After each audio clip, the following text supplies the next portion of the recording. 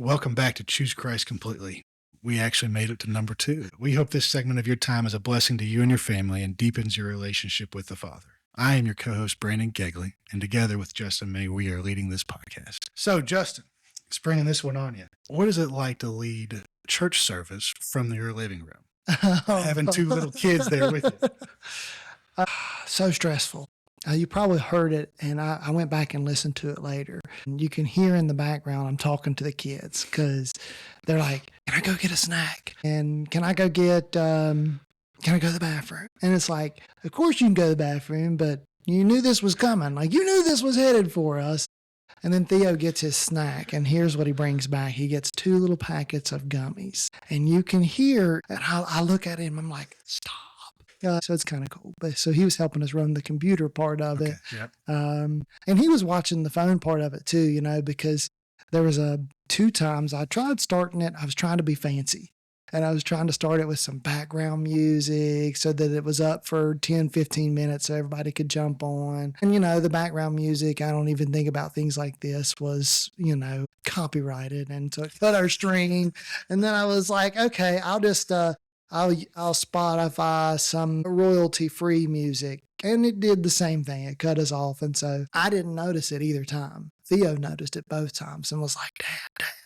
And it's stressful, but also fine too at the same point. I think it's funny. Like, if you go back and watch it, it's funny to watch the kids go back and forth and hear me talking to. They were really good once the service actually Yeah, started. yeah. We didn't tune in until a little closer when it started, so I didn't see all the beforehand stuff. But Did you see the dog walking through it? no, didn't.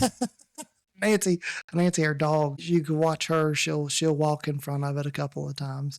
And so the tripod was sitting in the middle of the living room, and she was literally laying by one of the legs the entire time. Oh, And I was like holding my breath that she wasn't going to get up and knock the whole thing down. Yeah, or bark at somebody. Yeah, so I don't like canceling church service, to be honest, man. I like everybody being together and worshiping all together. Not my favorite thing to do. Well, the real question, did you give Cindy enough time and leeway this time to actually pick out some songs beforehand? She had plenty of time to prep. We had talked about it for 6 days. Okay, good. So She says you sprung it on her before the morning of. yeah. Oh yeah. Well, how was it watching? Do you sing? I always ask, this is the question. Do people sing when she sings in their houses, or do they just listen? Personally, I do not sing, mostly just listening. Cindy has a good enough voice that you can just listen to. The hardest thing for us in our house is my TV we have a Google TV, so they took away the Facebook video. So the only way to watch it is on your phone. And I tend to take all my notes on my phone, so it makes it a little bit more challenging. No, I do not sing. I sing in church, but I don't sing at home. All right, y'all, if you're watching and you participated in service, you got to let us know. I want to know, did you sing when Cindy was singing? Did you worship with her? Or was it this is awkward with me and my wife and she can hear me? Probably the latter for us. But yeah. At least for me, the point of the singing is a way to reframe my mind and focus it on what's to come. So maybe I should sing at home because there's always that little bit of distraction still, and that might just be the byproduct of being at home. But anyway. All right. So with the snowstorm, or I guess it really wasn't even a snowstorm. It was really an ice storm. The question I wanted to talk with you, you sprung one on me. I didn't spring mine on you. I was nice to you. So on a level of prepper, a scale of 1 to 10, 10 being you have an underground bunker and an arsenal and 3 years worth of food. 1 being, I'm just going to wake up and go to work and not plan at all. What level of prepper are you, and how are you ready for this storm? I probably prefer to be a 10, but I'm also too practical to be a 10. So I end up usually probably being around the 6 or 7, if I had to guess. We had enough food to last us until we actually just had to go back to the grocery store today. So not this full extent prepper, but I probably would be. The way my brain works, I prepare for the worst at all times and hope the best occurs. So I would like to have a bunker, but it's just not practical. Yeah, but I know where I'm going. I'm Oh, know where do I'm you? going. Oh yeah. Okay. Yeah. All right. Is this like a secret? So like you can't let anybody else know so that just in case it's not crowded? No, I don't think it would be crowded, but it's a place that is on the warmer side of things and has a river on it, a creek on it, and lots of open land. It's really only useful though if we have some sort of zombie apocalypse. Oh, okay. It's gonna be nuclear. What's the point? We've watched Fallout, if you know what Fallout is, on Amazon Prime, and it's this idea that multiple U.S. corporations decide to commoditize and create silos and bunkers and sell them out. And then they create experiments. And the only way they can sell it all is if they blow it all up. So they actually are the ones that detonate the nuclear bombs. But it doesn't seem like life, if God's going to make that kind of happen, I'd rather just go home than. Yeah. We also go through this with, Beckett being diabetes. We watched A Quiet Place. I don't know if you've ever watched A Quiet Place, but they have to go to the store because, sorry, spoilers, it's the first opening scenes. But wait, how long's it been out? Oh, wow. It's not a spoiler. 9 years. It's not a spoiler anymore. It's on them. It's their fault. They go to the store to get him insulin and he makes noises and it kills the diabetic. But life without insulin is almost impossible. Actually, it is impossible. So something's going to happen. Sometimes it's just easier just to go ahead and let it happen. Right. That's where the practical side of me comes in, Yeah, that's the Slytherin side of you. Where do you stand on this prepper side? I'm going to guess you just go rolling to work and don't care about it. Oh, I tell people all the time, I don't make any plans based on forecast. Like I'm not planning them based on a forecast. You can tell me all day long, this is what's coming this weekend and this is how many feet. And like, I'm not making a plan until I see it coming. And so Cindy is not the same. And so Cindy's my wife, in case y'all didn't know. And she loves the idea of being a prepper. Again, probably on the lower end of the scale because it's just crazy impractical. But we got a box under our house and it's like, hiking gear and tents that we're never going to use. We're never going to use it. There's she when this ice storm was coming, she's like, I got to go get my hand crank radio. And I'm like, what are you going to do with a hand crank radio during Ice-Mageddon? Like, it's not going to help us. So she's a prepper in that when it was predicted, 2 weeks ago, this was coming, she was in my ear the whole time, like, hey, we got to go get a secondary source of heat. Like, we don't have a secondary source of heat. We got to get something. Did you get one? So, 5 or 6 days before, we went and got one of the little Mr. Buddies propane heaters. It's like, I don't know if you know what those are, but it's like a foot by foot little box, and you hook those 1 pound propane tanks into it. And essentially, it just has a warmer that would be good to keep your feet warm. Like lots of people who hunt, they put them in their hunting blinds. Okay, because they could probably keep a hunting blind semi-warm and maybe one so bed. you keep your bathroom warm. Yeah, exactly. It's important to be able to sit down in hot, not in cold. For sure. So we went and did that. And then after a full day of not having any electricity, I broke down and I was like, I think this may qualify as an emergency. As the financial guy, you might be able to help me think through this. Does this qualify as an emergency? I'm just going to use the emergency funds that we have anyway and went and bought a generator. Does that qualify as an emergency? Well, an emergency is something that is needed that is unplanned. But the point of an emergency fund is to build it back up as soon as you spend it. Oh, yeah. So you got to stop all your other spending to get back to back to where it is. It's important to be able to as a father, part of our job is to protect the household that we have. And if we're not helping provide warmth and comfort, then part of our job is probably ruined. So you could probably say it's vital. All right, great. So we pulled from the emergency fund and bought a generator and extension cables and all that kind of stuff. I had no idea what I needed to actually run a generator because I grew up and, if something happened at our house, we had wood fireplace. And so we would just do that as heat and then survive. So I had no experience with a generator. So here I am. I come home with, I think it was 9 extension cables. So I definitely didn't open them all and taking some of them back.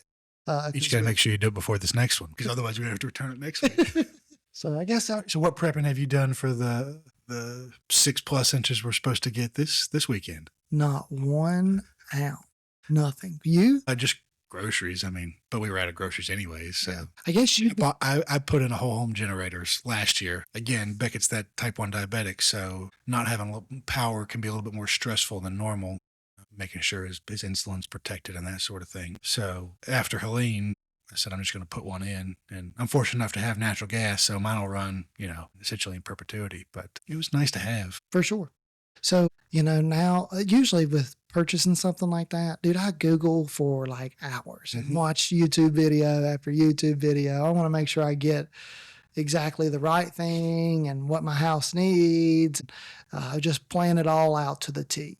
Well, this was just random. I called Lowe's, and when they said they had one, I was like, I'm coming. Well, I mean, I'm surprised. I told them this before this. I was kind of surprised they had one. I think they had just gotten a shipment, and they had them all up at the front of the store. Most of them were already on those like flatbed carts that they had. They already had them loaded for people, and you saw there were several of us who were not prepared, and we were flatbedding them out of there. Yeah, so now that I've done some Googling, I'm like, oh, I got all this other stuff I need to go along with the generator. Like I need an inlet where I can plug it into the house and it just works everything. Well, if you're not careful, the world will tell you need more and more and more. And all of a sudden you might as well just pay for a whole home one. Yeah, well, maybe. A whole home one is not, say that would be used for your emergency fund for what that's worth. Well, and we don't have like natural gas lines or anything like that. We don't even have, we'd have to do a propane tank with it. Speaking of, my dad, gas company was supposed to come and they didn't. So he's been frantically shoveling his driveway over the past 2 days, hoping that the propane company will actually come up his driveway because his heat and his generator run off of it. So he only had like less than a quarter left. Did they come? I don't know. I didn't ask him. I haven't had time today. Hopefully they come. Yeah, you need a secondary source. You do. When in your situation with Beckett, like I would be so stressed out about keeping that phone alive. Right. I mean, that phone, like his phone is vital to life for him. It is. I mean, if we didn't have the ability to give him his background insulin, it doesn't take long in order for death to occur. We've actually had two over the past 6 months, we've had 2 cases which can create a lot of fear, both on the opposite sides of the spectrum, low blood sugar and high blood sugar. It's just a stark reminder that you got to have something as a backup, just because 3 hours is all it takes in order to put him in a diabetic coma, on the high side. If he didn't have insulin, that's why we were talking about the prepping. If he didn't have insulin at all, he's got maybe a week to live, and that's about it. You can prolong it some by, not eating and eating only meat, but even eating protein, which has no carbs, you're still going to have your blood sugar shoot up. So yeah, it's a different level of, it's more necessity than it is desire in some ways. Yeah, I wonder, I think back to when I was a kid, and I'm a little bit older than you. I'm not sure how many years, but when I was a kid, CGMs didn't exist. Right. Did they exist when you were a kid? Nothing. No. Yeah, I mean, and so there was a girl in our class who was a type 1 diabetic, and I can remember, like, she would have to do the finger prick every so often. Man, it was like, sometimes it was crazy high because it wasn't being checked constantly, and it wasn't being dosed for constantly. Right. And so technology's come like a huge leaps and bounds with that. But with that, you have to keep the technology running, right? You do, and you hope there's no EMP that comes, because then it just knocks it all out. And some people, some extreme preppers, they'll keep. So what she would have had to use back then is she would have been using the shorter acting insulin for her meals, and then a longer acting insulin that she gives herself once a day. Some people will still be on the pump, which gives that background insulin all the time, so they don't have to have that long acting. And they'll keep a long acting, and they'll buy one long acting every year to keep it fresh. We probably should do it, but again, I'm practical. I try not to be. I don't drink alcohol for a reason, because if I go down that rabbit hole, I'm down the rabbit hole. Well, interesting. Let's get into our Bible study. How's that? Sure. Are you ready? I'm ready. Okay. We're going to use the same model that we used last week, what's called the Discovery Bible Study model. Just so you know, so the audience knows, this isn't something I came up with. This is a very popular model. There's other books out there that you could read. You could Amazon it real quick and find some more in-depth. Here's how you run a Discovery Bible study. But we're just using the basic framework to then tag along with the character and commands of Jesus. And so we're in the Sermon on the Mount. We're now in the 4th of the Sermon on the Mount. And Discovery Bible Study is we'll start with just getting to know each other a little bit. Then the next phase is we study God's Word. We look towards Him, and we do that with 3 different versions and 4 questions. And then we look forward. How do we live this out? 3 different versions. We're going to start with the English Standard. This was like your addition to the Discovery Bible Study model. Let's start with the word-for-word translation. I learned something this week, after I did some research, and there's actually a better one that's word for word. Okay. But I never realized this till this week, the economics of Bibles and Oh. why certain things are used and why they're not used. But I think it's NASB is but it's because it's the most expensive royalty cost, so nobody prints it because it's just too expensive. And that's why King James Version is everywhere in hotel rooms, because it's free. Just interesting that the devil still has his play on how we interact and use Bibles. Economics. Yeah. Well, each of the translations have a publisher. Right. And so I think English Standard is Crossway. What was the NASB? Do you remember? Some Lockwood Foundation or something like that. Okay. Think about this. This is really interesting. When you think about the cost of the Bible app for the church that produces it, I think part of the cost is each of those translations and how you have access to them. Are you going to do the NASB? I use Bible Gateway on my. Okay. I don't know if it's on here. We'll see. I'm not sure. I was going to do ESV just so we kept it nice and consistent. Well, go ahead. Keep it consistent. No. Yeah, no, it's on here. New American Standard Bible. Let's keep it consistent. Supposedly it's the best thought word for word, but ESV is just as close. We go with what is widely available rather than what nobody uses. All right. Matthew 5:21 ESV. You have heard that it was said to those of old, you shall not murder, and whoever murders will be liable to judgment. But I say to you that everyone who is angry with his brother will be liable to judgment. Whoever insults his brother will be liable to the council, and whoever says, you fool, you will be liable to the hell of fire. So if you are offering your gift at the altar, and there remember that your brother has something against you, leave your gift there before the altar and go. First be reconciled to your brother, and then come and offer your gift. Come to terms quickly with your accuser while you are going with him to court, lest your accuser hand you over to the judge, and the judge to the guard, and you be put in prison. Truly I say to you, you will never get out until you have paid the last penny. All right, the NLT, or a thought-for-thought translation. NLT is the one that I use on a regular basis. And so if you're listening to the sermons and you're wondering, what translation is this dude reading from? It's the NLT, New Living Translation. You have heard that our ancestors were told you must not murder. If you commit murder, you are subject to judgment. But I say to you that if you are even angry with someone, you are subject to judgment. If you call someone an idiot, you are in danger of being brought before the court. And if you curse someone, you are in danger of the fires of hell. So if you are presenting a sacrifice at the altar in the temple and you suddenly remember that someone has something against you, leave your sacrifice there at the altar and go and be reconciled to that person. Then come and offer your sacrifice to God. When you are on the way to court with your adversary, settle your difference quickly. Otherwise, your accuser may hand you over to the judge, who will hand you over to the officer, and you will be thrown into prison. And if that happens, you surely won't be free again until you have paid the last penny. Finally, on the Message, our favorite paraphrasing version. You're familiar with the command to the ancients, do not murder. I'm telling you that anyone who is so much as angry with a brother or sister is guilty of murder. Carelessly call a brother idiot, and you just might find yourself hauled into court. Thoughtlessly yell stupid at a sister, and you are on the brink of hellfire. The simple moral fact is that words kill. This is how I want you to conduct yourself in these matters. If you enter your place of worship and are about to make an offering, you suddenly remember a grudge a friend has against you and abandon your offering, leave immediately, go to this friend and make things right. Then and only then come back and work things out with God. Or say you're on the street and an old enemy accosts you. Don't lose a minute.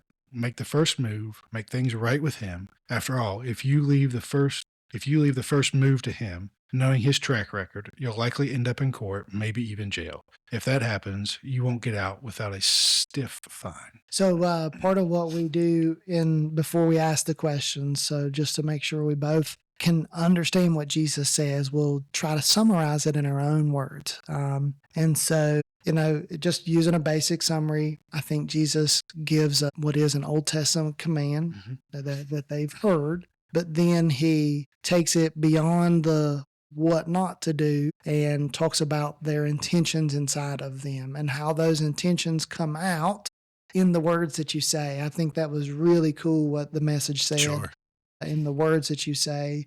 And then, your words matter and your words carry weight to them. And so then if we're flowing with what Jesus says, I think the next two things he does is gives us examples of counter behaviors of how we're to live rather than being angry. And so the counter behavior one is don't just worship, don't just sacrifice, consider the way that you have relationships with other people. And if they're broken, leave a sacrifice and don't offer it.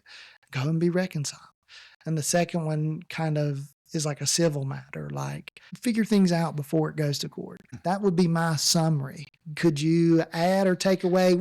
What did I miss? And No, I think that's all accurate. Part of the way I looked at it from a summary version was Jesus was correcting the way the Pharisees viewed the law. I think that's kind of the big summary of it here, and everything else we're about to get into is Jesus continually comes back and says the way you've interpreted it is right, but not deep enough. Not deep enough. There's an extra layer to all this, and here's what that layer is. You missed the point. Yes. You followed the law, but you missed the point. And I think I love how he does this one first on purpose, right? Because murder is, at this point in time, it was a well-defined thing, right? If you came into my house to try to kill me and I killed you, that's not murder. But the other person, if they succeeded, is murder. And all these Pharisees and scribes are looking and saying, look, we follow these 10 commandments. Look, we've never murdered anybody. We'll never murder anybody. And he's going ahead and just throwing it right out there to say, it doesn't matter. You've murdered somebody. You just don't know it. It's right after this to show that righteousness is only found in one place and one place only. Very cool. Well, so we got the summary. We kind of got the idea of what Jesus said. The first two questions are paired together. And so I'm just going to put them together and we can talk circles around. Sure. Question number one is, what did you like? And question number two is, what challenged you? We'll go with the challenge one first. Okay. We'll switch it up a little bit here. It's very hard to figure out. I think you touched on it a little bit, but how can we not be angry?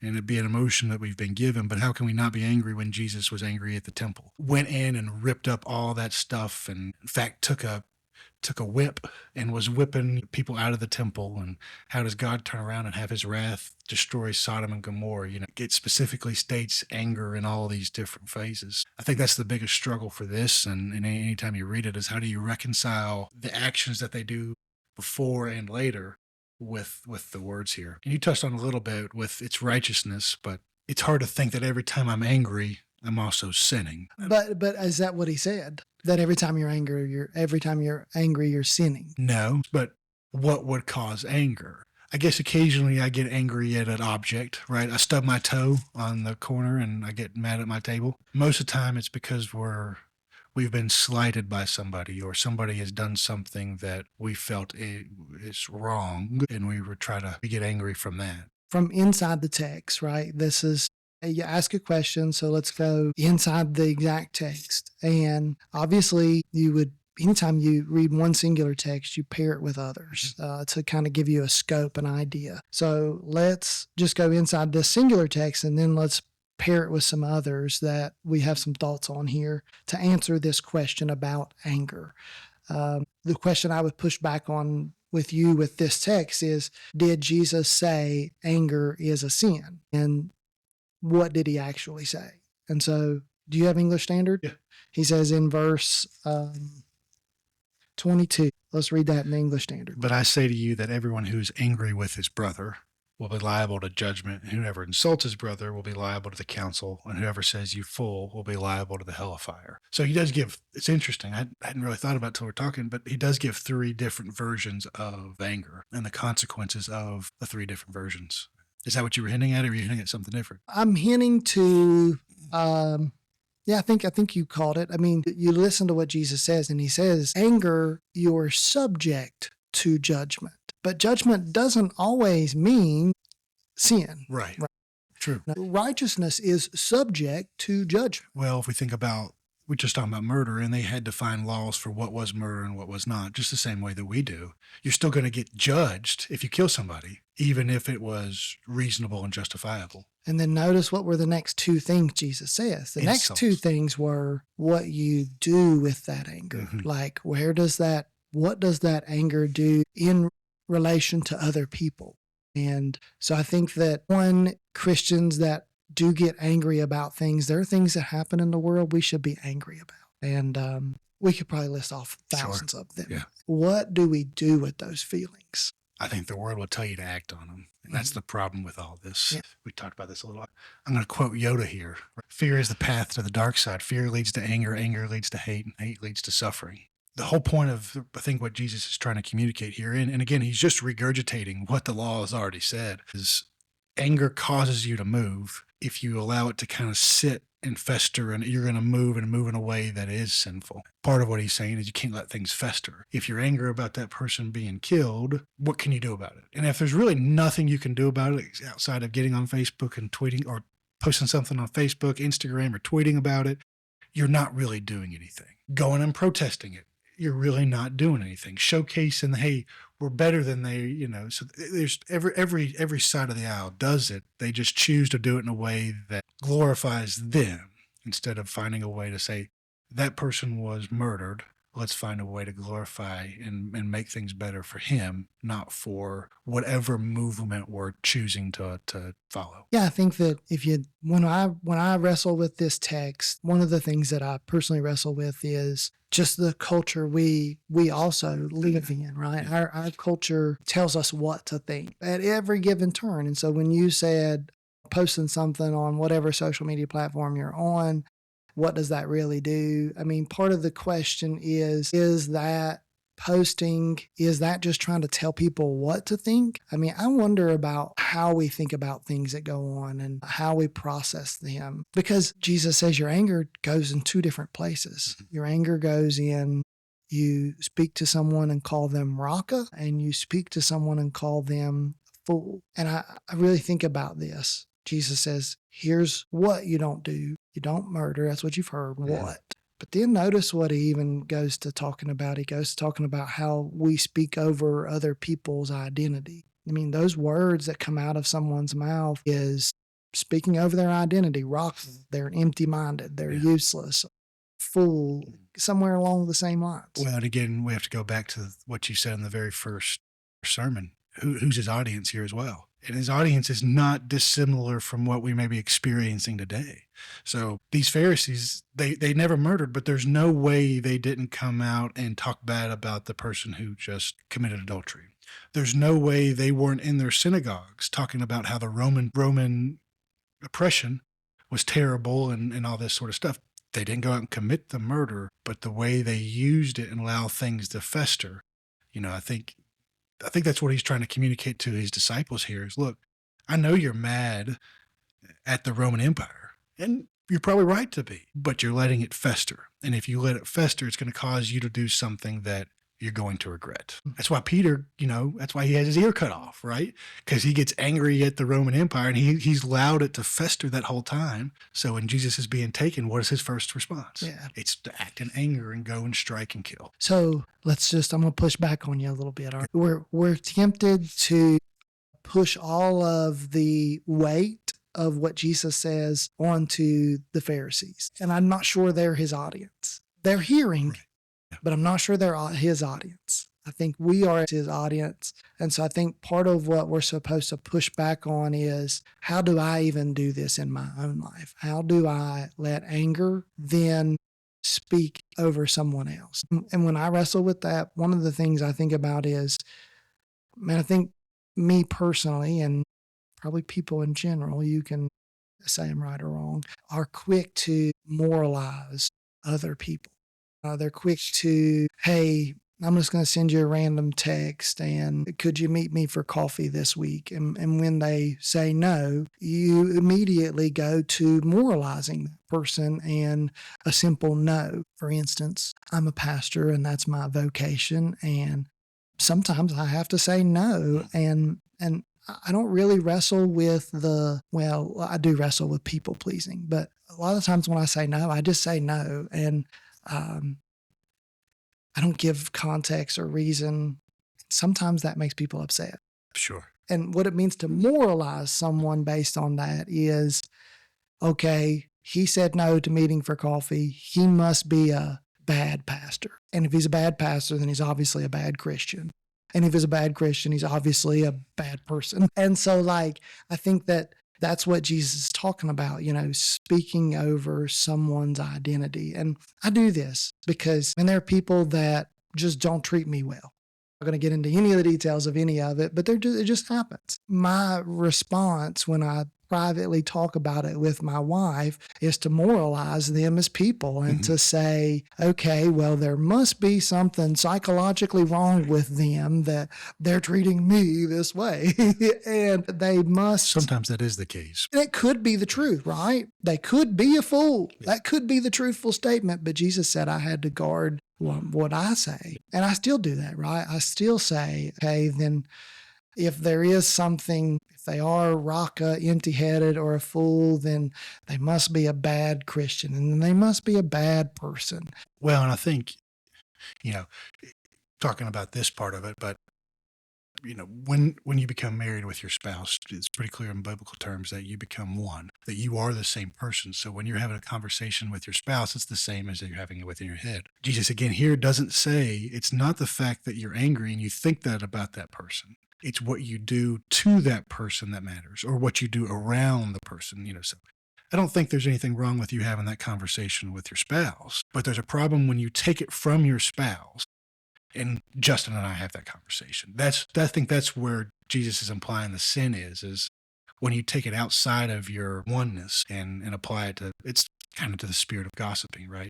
So I think you can have those. I mean, unless you can correct me if I'm wrong, but I think he's saying here you can have that internal conversation, but it's how you treat it with the world that ends up mattering. I think that there would always be a dilemma, even in a private conversation with your spouse, if you are speaking against the identity of someone. Okay. And I think that's a dilemma no matter what context it's in. We are one with our spouses, and most of the time, if they're going to mistreat me, guess what they're going to do to her? The same thing. And that's going to happen. So, yeah, I agree and disagree a little bit. I think that speaking over someone's identity is probably what Jesus is actually getting to. Remember, the whole part of the beginning of the sermon was, here's how I see people that you are looking at in a different way. I see them as blessed, and you see them as meek. I see them as blessed, and you see them as poor in spirit. And so I think even Jesus is asking us as his followers, hey, when we're angry, how are you speaking over their identity? We do this a lot to people, right? Our world tells us that we're supposed to do this to people. Well, they clearly are a conservative, or they are clearly a liberal or a Democrat or a Republican or a haves or a haves not. And we do this to each other, and we speak with words over someone's identity. And again, do you think he's talking about speaking over the identity, or do you think he's saying it in the terms of it's not what you speak, it's the intent that you speak? So here's what I mean by it. If I'm speaking truth, but I'm doing it from a place of, it's kind of like giving, right? If I turn around and give the church money, but I'm only doing it for my self-benefit, I'm not going to get the peace and joy that comes actually with that tithe. I'm just doing it because, well, if I don't do it, Justin's going to know I'm not giving money, and how's he going to view me, right? I'm wondering if it's the same thing here, in that he's saying you can't negatively speak about that person from a place of anger. But if you're doing it from a place of love and trying to do it from truth, there's a difference here in how you do it. Exactly. And notice what he says the difference is. He tells you the difference in the very next thing. He says the difference is not what you said about them, but that you went to them and said it to them. That's the difference. You can speak the truth in love when you talk to someone and when you're seeking reconciliation and when you're face to face. But when speaking the truth behind someone's back is not speaking the truth in love. How do you do that as a pastor? This could be a hard one, I think, but you have to be able to get on the pulpit and speak truth that sometimes is very personal to somebody. Maybe it's because you know the circumstances, and it just kind of touched your heart that week. But how do you go out and speak the truth on a public platform and not violate that particular passage? I don't know if you've ever asked yourself that question. Violate the passage. What do you Well, mean I guess when you say so. violate Like, the passage? we'll just take the hot topic of murder. I mean, how do you go about or if we want to talk about it more close to home, the incident that happened in Marion? How do you speak about that? Because you said what happened in Marion, and I mean, it should have caused every Christian who lives in Smith County, Washington County, and Wythe County, and anywhere anger. How do you talk about that in a way that is appropriate in this case, because you can't go to that individual and talk to them about it? So I hope I didn't violate God's word with what I said on that. I'm sure. Well, when I say that, I'm certain I do. There. Well, and is there a difference too between evil and brother? So when I was speaking that, I wasn't speaking it from the intentions of talking about that person as much as guarding the flock of God. That was my intentions. Like what I desired was that when people heard me say something from the stage on that issue, that they heard me say it from Jesus didn't ask you to trust the pastor. Jesus asked you to come and follow him as a guardrail to guard the flock. Sure. That's where I think maybe, I don't know if that answers what you were talking about. Does that answer the question? Or did I skirt it? Skirt it a little bit. And I don't know that there's a right way to handle it. Well, I can tell you this, I would never mention names. So maybe the better way to phrase the question is, how do I speak out against evil? Explain the difference between how do you identify evil versus your brother? He's not talking about, hey, don't be angry with the devil. I mean, and nowhere in this does he say you cannot be angry with the devil. You cannot be angry with the ones that are doing ill to the world. He just talks about your brothers. How do you get on stage and delineate the two when you have something so, I just use them because it's just recent, but anything that is polarizing in nature, how do you go out there and speak the truth against the evil without it being against your brother? Easy to do when we're one-on-one, right? Yeah. I don't know. Okay. I probably don't think that deep into it. Well, again, I think it still comes down to how do you speak truth and not do it from a place of anger? If we go back to even Yoda's quote, why did we feel like we needed to speak the truth to somebody anyway? Not typically because they've been nice to us. If I'm nice to you all the time, you're never going to speak truth to me. It's usually because I've done something to you, or as you were saying, you said, no, I can't come to coffee. And maybe you should have given more context, but you didn't in that particular instance. Yeah. Anger is such a hard one. And again, I think that's why he uses it first here. I still think he's part of what he's trying to point out is that intent matters, but it also at the same time, your job is to follow me as best as possible, but you'll never do it right enough. He's just slowly setting up here. I am the way, the truth, and the life. So what do you like about this? Have you thought about that, or have you already kind of thrown it out there and now I'm backtracking? I've probably thrown it out there. Some of my pre-notes is it's not, anger doesn't lead to sin, because again, no emotion leads to sin. I think sometimes we as Christians struggle with what is the difference between being tempted and actually sinning. And I think we struggle with the fact that if I'm tempted, that means I have sinned, and that's not always the case, right? But again, what the big thing I liked was that it's the intent with which your anger is driven. If you slight me and my intent is to bring you down to the same level that you brought me, then the anger is going to lead to suffering. But if it's to speak truth and bring reconciliation, and again, it's not always reconciliation between brother and brother. It's reconciliation between brother and the father. If we're not speaking the truth to bring reconciliation between the brother and the father, then the anger that we use that's the part that I liked. Is it's not just about the sin. It's the intent behind the emotion that we have. I've been big lately on saying that everybody is given life in a different way. And what some people are given in life is much more difficult to deal with, but it's still how they choose to interact with the circumstances that they're given that determine their whole outlook on life. Seen people from all walks of life, but you see people that grew up in the same household and they grew up with the same abuse or whatever it is, and one becomes and has the same thing, and one breaks through and does something different. It's the same brain, similar DNA, all that sort of stuff, and it's because one chose to take their circumstances and do something different. And that's what Jesus is really getting at here: is you're going to be angry. How do you choose to be angry? So, I don't know if you disagree. well, no, I agree totally. There are anger is something that is going to cross our mind, right? The next one Jesus uses, lust, is going to be something that crosses our mind. The question is, what do you do with it? And I think it's so interesting what Jesus says about anger. What I like is he talks about words that you use. I mean, and so like we even think about choices, and I was going to ask you this, but most of the time we think about choices in actions, but Jesus says, hey, the choice you're making is the words you use and how you use your words and how you speak over somebody. And so, which is, I like that, but it's also very convicting. Well, and the part I liked here is he's trying to communicate that when you have these emotions that have the ability to lead to sin, it's meant to be fleeting. It will never get out until, he's using verbiage here that is trying to communicate that have it, throw it away. Have it, throw it away. Have it, throw it away. Explain that a little bit. Have it, throw it away. So be angry that X was murdered.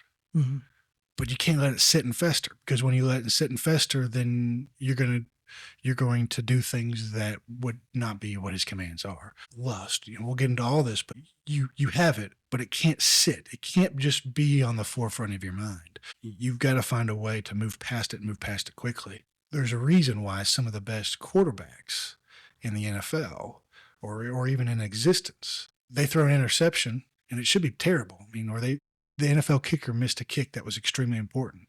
If they fester, they're going to do it again. And you will see the difference between a mediocre quarterback and a great one, or a mediocre kicker and a great one. And they can make the mistake and it's gone, and they move on and it doesn't bother them. We have to have that mentality as Christians, because I think if we don't, this stuff festers and it's what leads to. So a passage came to my mind, and I have no idea where it's at.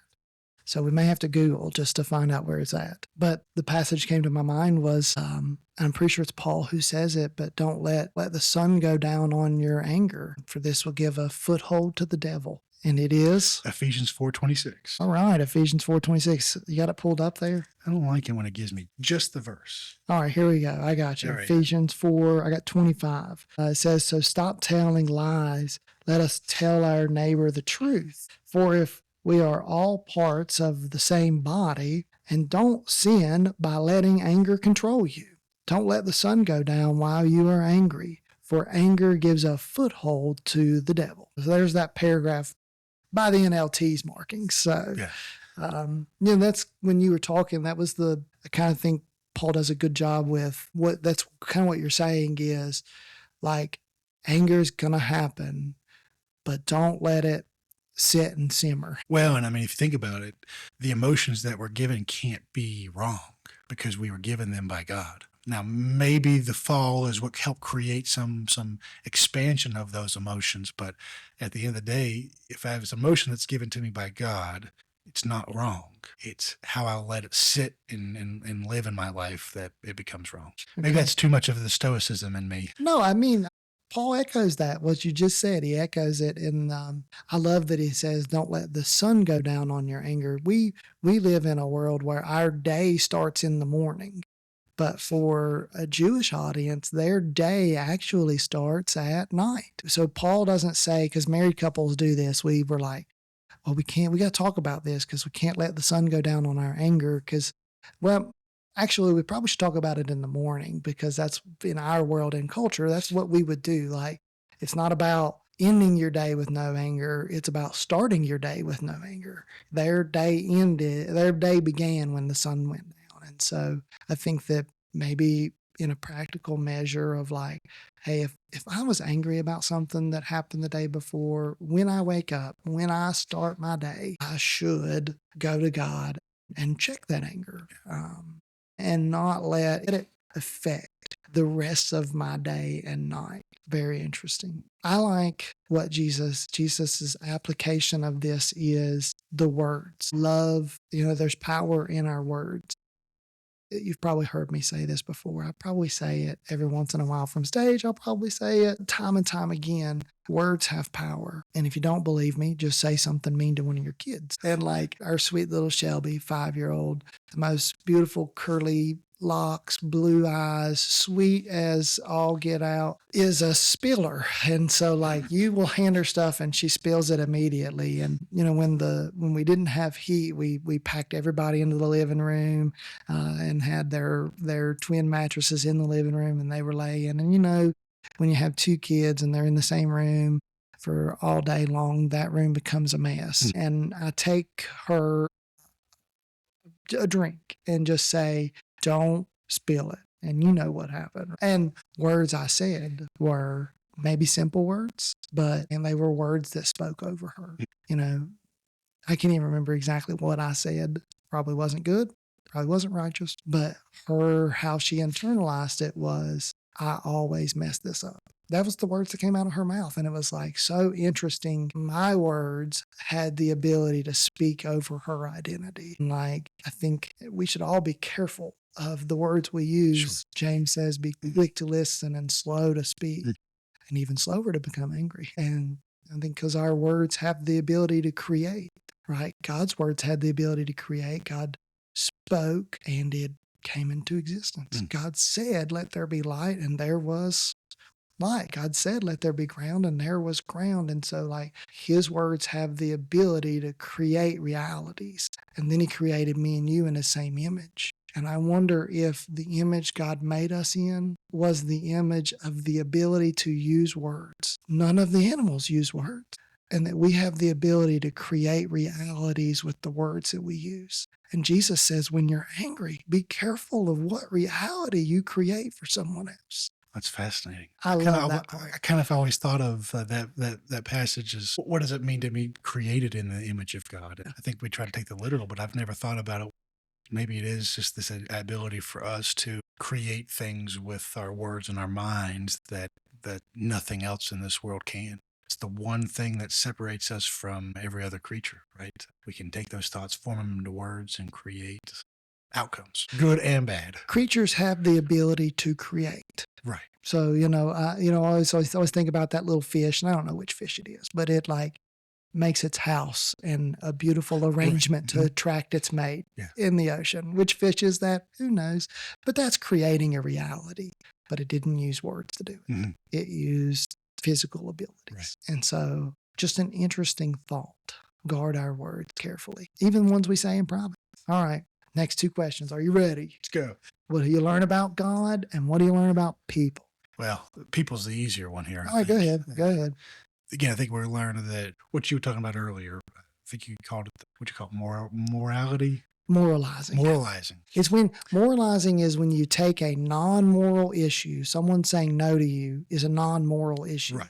And you make it a moral issue, and you, quote, call them good or bad based on that. To me, that's kind of what I learned here, is that we as humans, everybody does it. It's not singular to people that you interact with or I interact with. It's everywhere, and it's ourselves as well.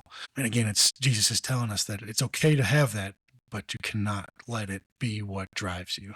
So I guess what I learned about God is God is trying to say, have them, have the anger, have the sadness, have whatever the emotion is, but put it away.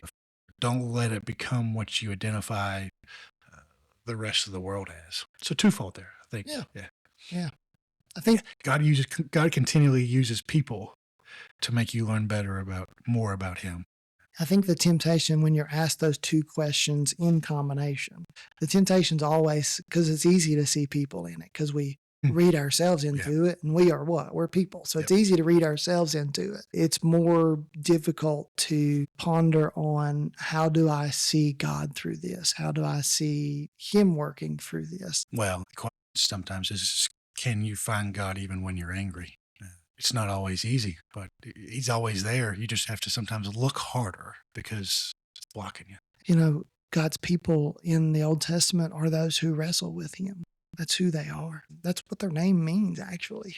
And so, like, and when we're angry, like, I don't think God's afraid of our anger. So, like, It almost seems like he embraces it Mhm. because he can then turn around and shift it to something different. Paul's probably about the angriest person ever at God, and look what he did. Yeah. Or Saul. Saul became Paul. yeah, so I think God, I mean, one of the things you learn about God through this is, you know, God uses people, right? People are so important and valuable. Like Jesus says, the first and greatest commands, love the Lord your God with all your heart, soul, mind, strength. The second like it, to love your neighbor as yourself. And all the laws and prophets hang on these. So, like, I always wrestle with how can you really love God without loving the people that he made and without treating them like people created in his image. So learn about God and people. Well, other thing I learned about God is the first thing he says to do in anger is what? Reconcile. Oh, yeah.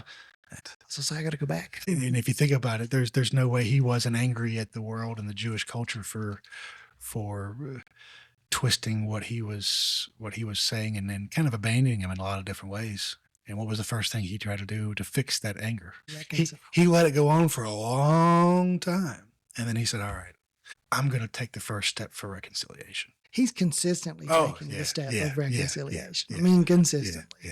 Yeah. Well, very cool. All right. So I don't know how much we want to talk about how we put this into our lives. And so let's talk a little bit about it. Well, right? I think you've got to find a way to quickly remove whatever that emotion is from your life. If you haven't figured out a way to do it, just meditate. Now, it's going to be hard when you get angry the first time because, and I'm guilty of this. You respond quickly. If you have an ability, go to sleep, walk away, do something different for a period of time and find a way to do something different so that it's not sitting there on your heart, whether it's go to the word or just sit and pray, even if you lay down. I think you got to find that's the challenge. That's how you have to apply it, is to find something that works for you in your life to remove that anger from it before it festers and leads to suffering.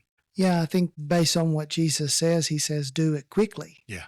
You know, if you're offering a sacrifice to the Lord, leave it there. Yeah. And if you've been taken to court over something, he says, go quickly to them. And I wonder if that's a good response to anger. Like if I am angry with someone, rather than letting it settle and set in me, immediately talking to them about it. You know, I think we have a tendency to process too much, and like someone's gonna say something and it's gonna upset me, and I want to be perceived as a quote unquote good Christian, so I'm just gonna let it go. But if letting it go lets it settle, I mean, part of that is dangerous, right? Yeah. Anger that settles is dangerous. And so maybe sometimes the right response would be to just say quickly, hey, that really hurt what you just said and did. Or even better, asking them a question.